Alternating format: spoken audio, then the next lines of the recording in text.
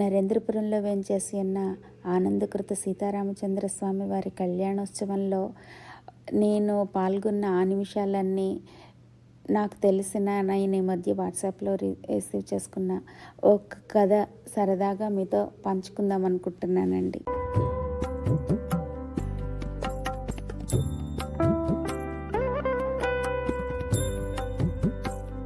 దేవాలయం కట్టిన దగ్గర నుంచి మా రాముడి దగ్గర సేవ చేసే అదృష్టం పొందిన మా పంతులు గారు ఇలా చూడండి మీ పేరు చెప్పండి. సత్య రమణాచార్యుల వారు.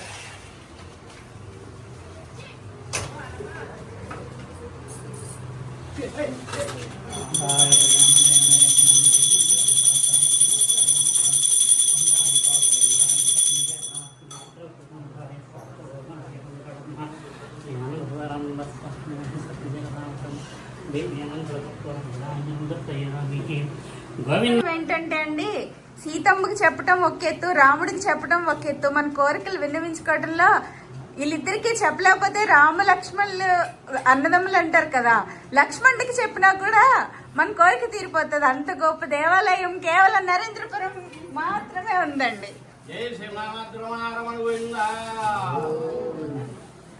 మా నరేంద్రపురం మా రాముగారు వైఫ్ పింక్ సారీ ముత్తేదువులందరూ రండి రండి రండి. నీ పేరు చెప్పు మా యూట్యూబ్ లోకి. చిన్న భూషణం గారు ఊరు పెద్ద. మీకంటే పెద్దలు ఎవరున్నారు ఇక్కడ? మీరే పెద్ద. ఇదిగో పానకం తయారీ. ఓకే, పేరేంటండి? లక్ష్మీ భారతి గారు. నాకు పెద్ద అక్క అవుతారంటండి. మా గ్రామం అంతా మాది, అందరూ బంధువులే కదా. మాకన్నా మా ఆయన.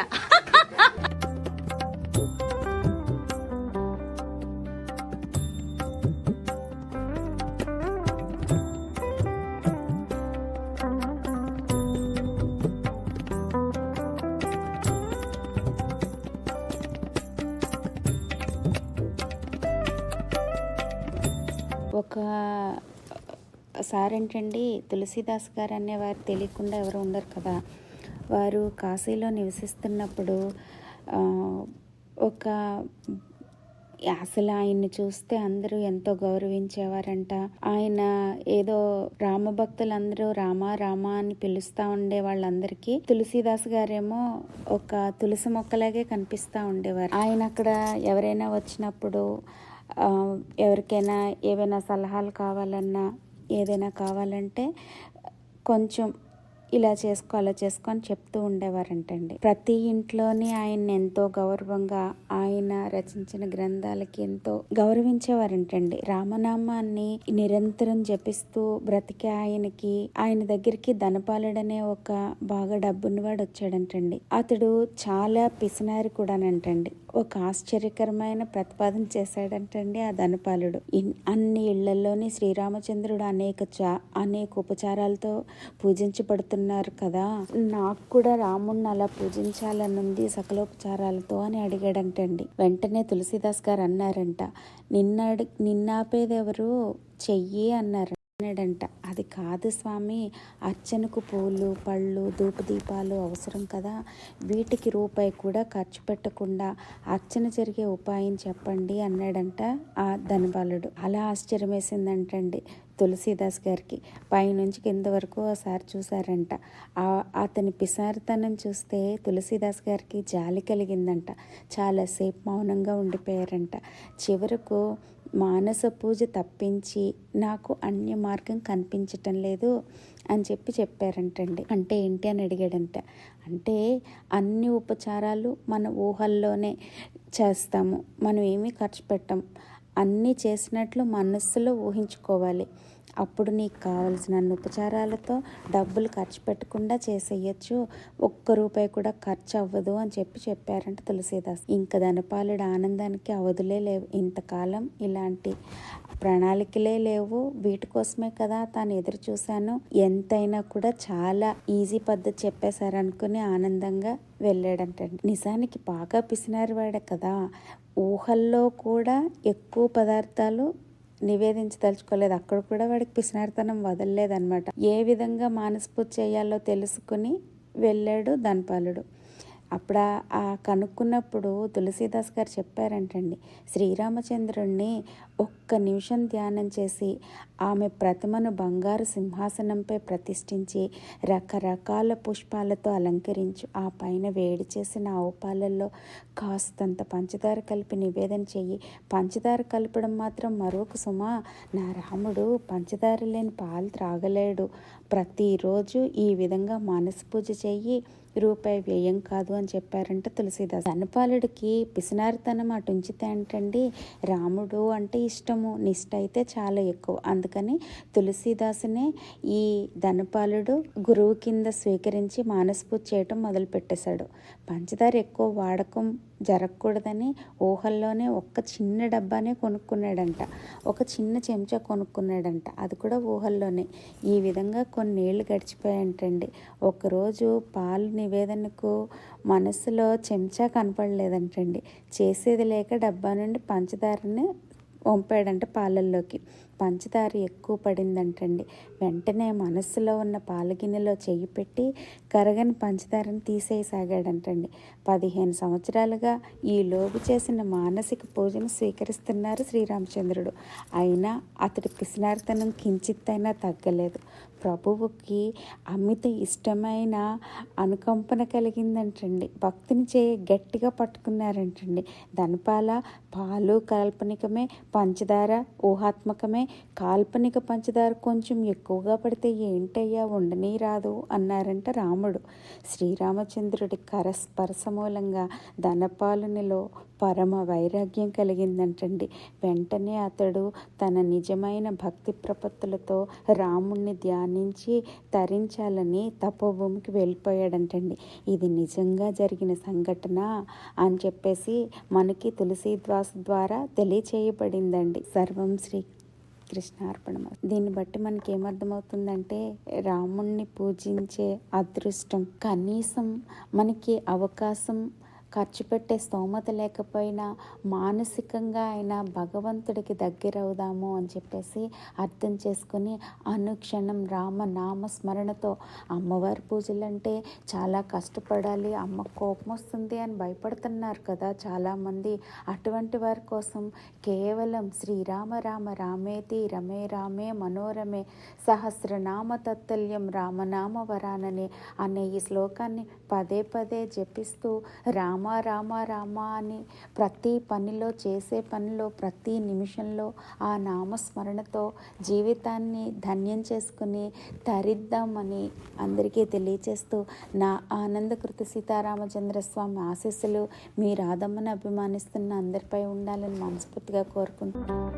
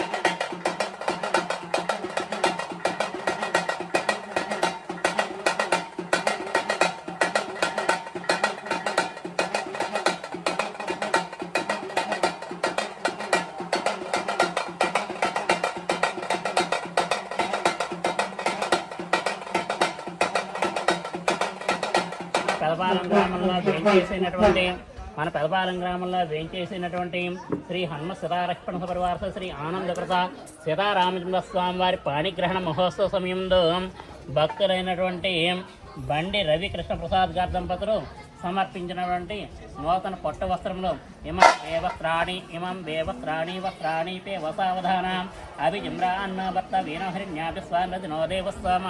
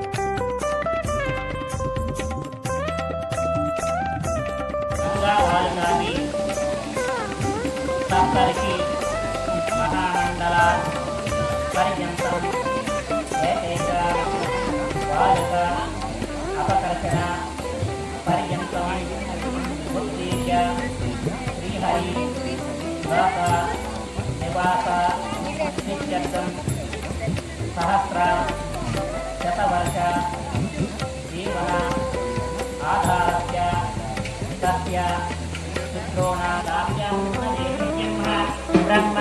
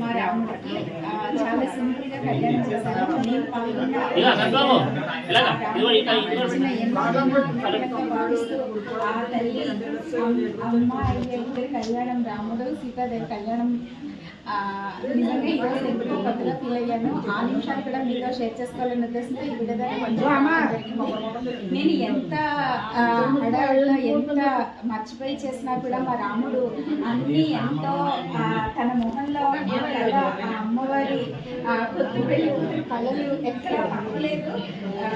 కొంచెం నాకు అన్ని తక్కువ చేశానే అన్న ఫీలింగ్ ఉన్నా కూడా ఎంతో వైభవంగా జరిగిన ఈ కళ్యాణం మీ అందరికీ ఆనందాన్ని ఇస్తుందని, మా ఆనందపురి సీతారామచంద్ర స్వామి ఆశీస్సులు మీ రాధమ్మని అభిమానించి అందరి మీద ఉంటాయని, ఉండాలని మా రాముడిని ప్రార్థిస్తూ చూసి ఆనందించండి.